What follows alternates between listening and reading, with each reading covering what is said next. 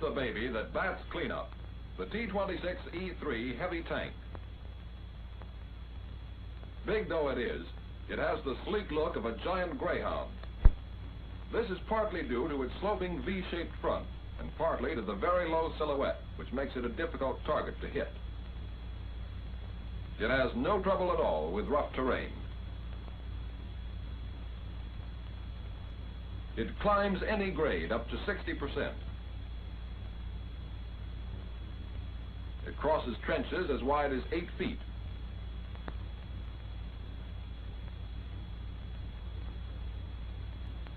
Thanks to the fact that it has torsion bar suspension, it can overcome 46-inch obstacles. It's a lot of tank to do stunts like these, 45 tons to get down to statistics. Its turret is cast armor steel, and its hull is heavy armor plate. It can take plenty. It can dish it out, too. In fact, that 90mm gun is the most potent weapon that we've ever mounted in a tank. In addition, there's a caliber 30 machine gun mounted in the bow. Another caliber 30 is mounted coaxially in the turret.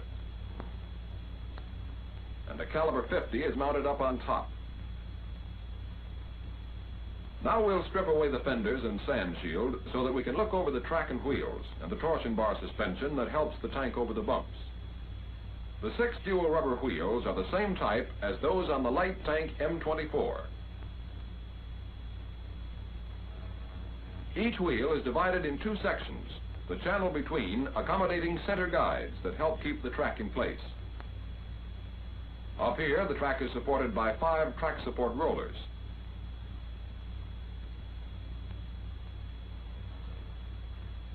Each of these rollers has a lubrication fitting, right here. The rollers must be greased immediately after contact with water or mud. Otherwise, the bearings will freeze and lock the rollers. If the rollers do not turn when the track goes over them, there'll be trouble. To maintain track tension, there is a compensator wheel mounted on either side at the front. The compensator wheels keep the tracks tight even when going over an obstacle. They work this way. A bar connects the compensator wheel spindle to the front road wheel. When the front road wheel is lifted, the bar moves the compensator wheel forward, taking up the slack. Here's the way it works with the wheels and track on.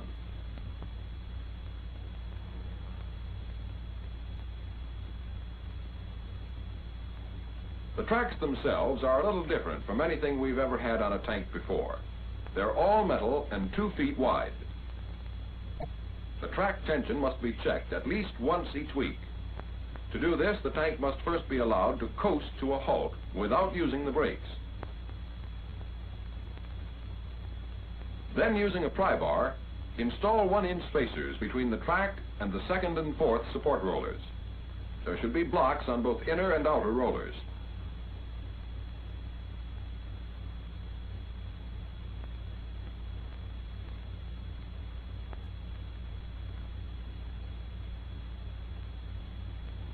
Measure the clearance between the 3rd roller and the track.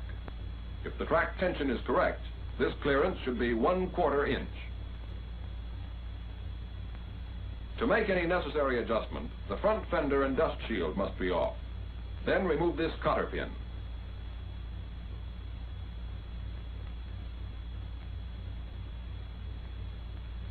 Using the open-end wrench, back off the lock nut.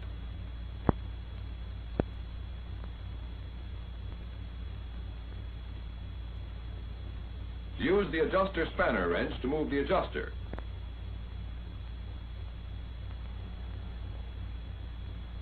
The adjuster will be moved forward if tension is to be tightened, backward if it is to be loosened.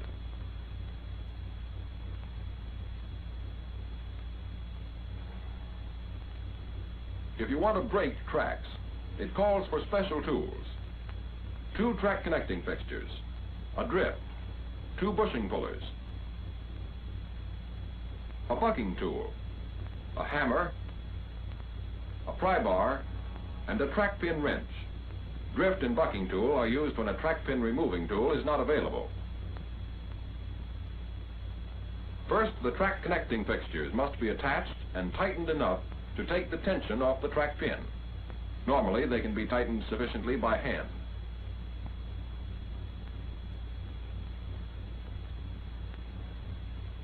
Then remove the track pin nut and washer.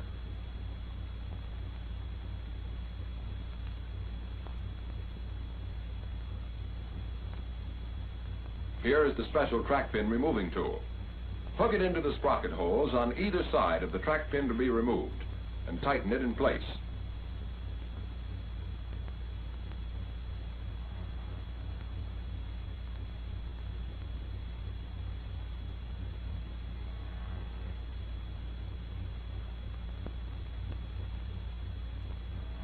Then the track pin can be driven out without difficulty.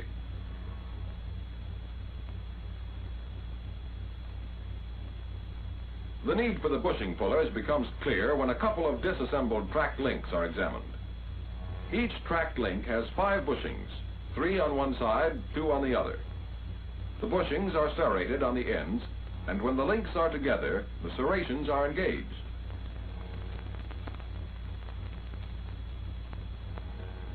Thus, the bushings become one unit after the track pin is installed.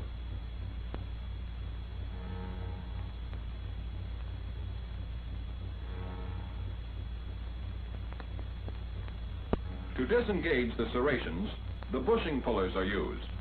Insert a puller inside the bushing and tighten the screw.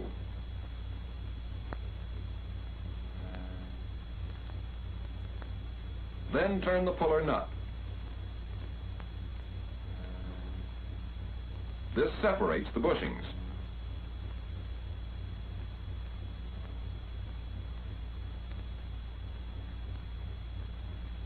Here's the same thing being done on the vehicle.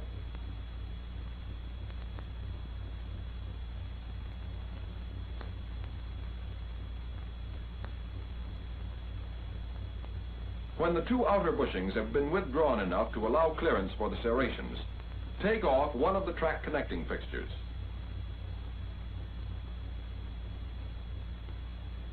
Now the loosened track must be supported by a heavy bar so as not to damage the bushing serrations. Then the other track connecting fixture can be detached and removal of the... This is the front road wheel lifting tool. It takes a lot of the sweat out of installing a new front road wheel. One end goes against the hub of the road wheel, the short prong up. The other end is set into a sprocket hole forward of the wheel in this fashion. Driving the tank forward slowly will raise the wheel from the track so that it clears the center guide.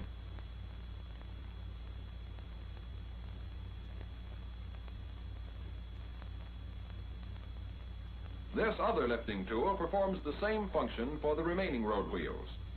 The hole in the end fits over the spindle extension of the wheel. The other end is placed in a sprocket hole forward of the wheel. As the tank is driven slowly forward, the wheel is raised clear of the center guide. This tank has a rear drive, so the sprocket wheels are back here. The sprocket teeth fit into holes in the track. Now let's see how the engine drives the track. These doors provide easy access to the engine and powertrain.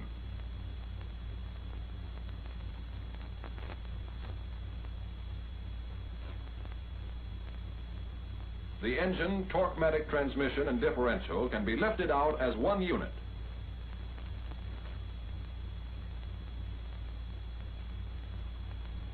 Tracing the powertrain backwards from the sprocket wheels, we come to the differential here in the rear of the compartment. The torque-matic transmission acts as both a clutch and a variable transmission, eliminating the clutch pedal and cutting gear shifting to a minimum. Differential and transmission are bolted together. The engine itself is a liquid-cooled 8-cylinder V-type of 500 horsepower. Now we'll lower the cooling unit into place. A word of warning about this unit. Engine oil may splash onto the cores, and when mixed with dust may plug up the air spaces. Keep these radiator cores free from oil to prevent overheating. On the right rear of the unit are 2 differential oil coolers. On the left are two transmission oil coolers. In front of the oil coolers are two engine radiators, and the whole unit is cooled by these four fans. There are two gas tanks, one on either side of the engine.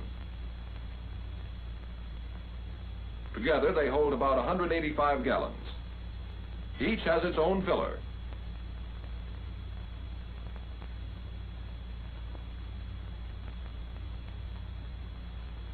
The radiator filler is over here beneath this armored shield.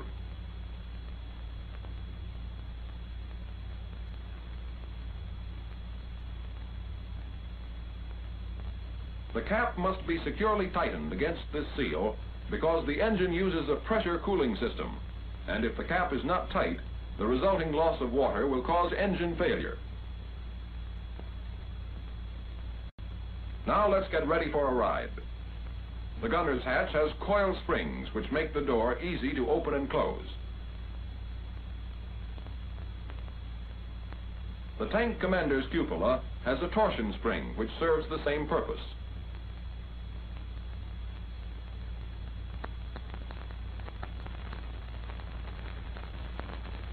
The cupola has 6 vision blocks as well as a revolving periscope, so the tank commander can look directly out when his door is closed.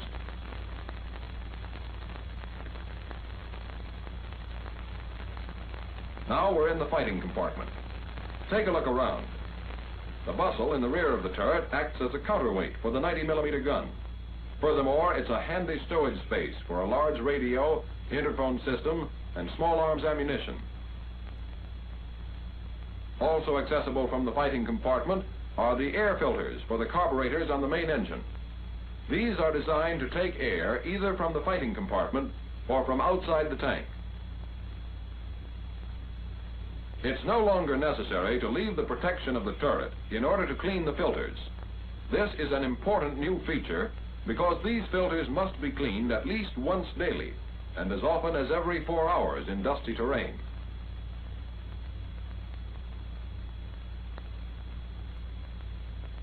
A few years ago, no one thought a 90mm gun could be mounted in a tank.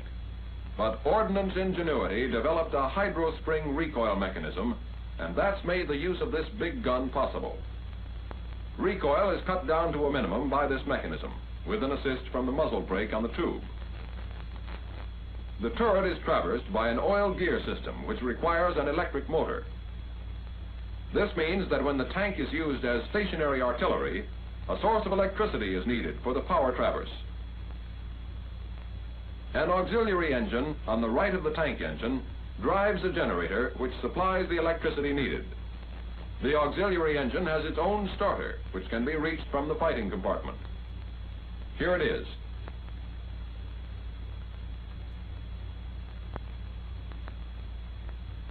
The turret lock must be released before the traversing mechanism is operated.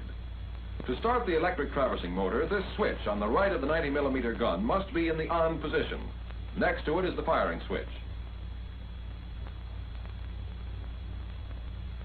This is the gunner's power traverse control handle.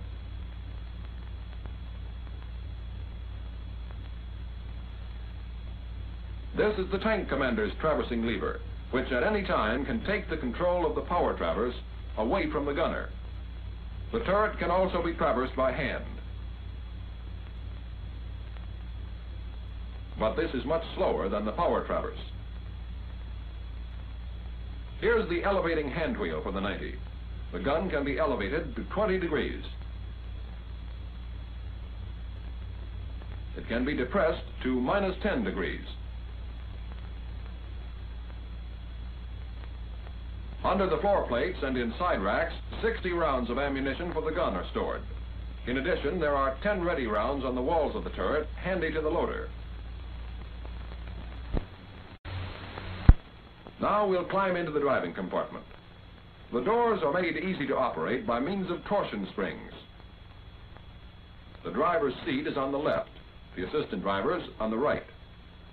Between them is a blower which draws in fresh air and forces powder gases out of the fighting compartment.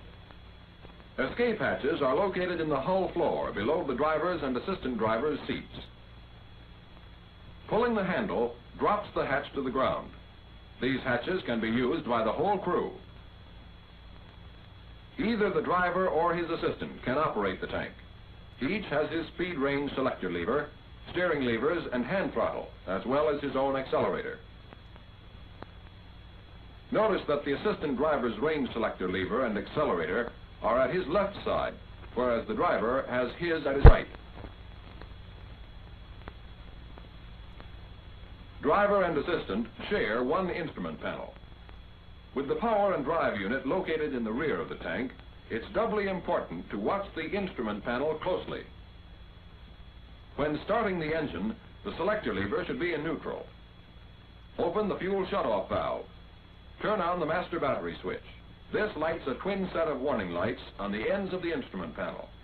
Lights on the extreme ends indicate that either engine oil pressure is too low or water temperature too high. Those next to them indicate that either transmission oil pressure is too low or transmission oil temperature is too high. The light in the middle indicates that differential oil pressure is too low. These should go out as soon as the engine starts. If either set flashes on when the engine's running, stop the tank at once and find out what's wrong.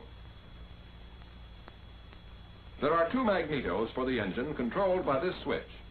The switch also controls the speedometer and tachometer sending units. It should be at the both position to start.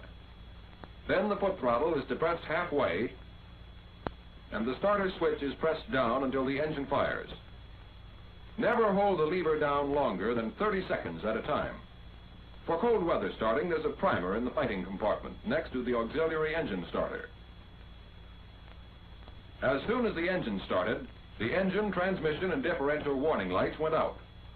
That means the oil temperature and oil pressure are all right, and so is the water temperature. Run the engine at 1,000 to 1,200 RPM until it and the Torque-Matic transmission are warmed up to about 100 degrees. Then set the throttle in the idling position, 500 RPM. Now select your speed range. There are 5 positions: reverse, neutral, and the forward speeds, first, second, and third. Normally you start in second, though on good roads you can start in third. Release the parking brake. It has 2 release positions, near the assistant driver and near the driver. Now we're ready to move off. Just step on the accelerator, and away you go. There's no clutch to worry about, thanks to the Torque-Matic transmission. You can shift into third when the vehicle gets rolling over 14 miles an hour. A sustained speed of 25 miles an hour is safe, but anything over that is too much of a strain on the power unit. On a steep hill, reverse gear can be used to assist in braking. Stop the tank at the crest and hold it with the parking brake by moving the lever to the center position and pulling both steering levers back as far as they will go. Then release them. The parking brake holds the tension that was applied by the steering levers. Now the Torque-Matic transmission can be shifted into reverse.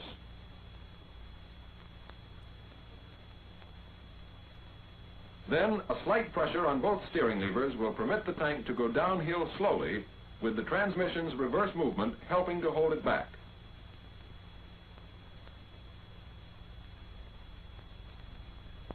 At the bottom, the tank is halted and the driver shifts into a forward speed range.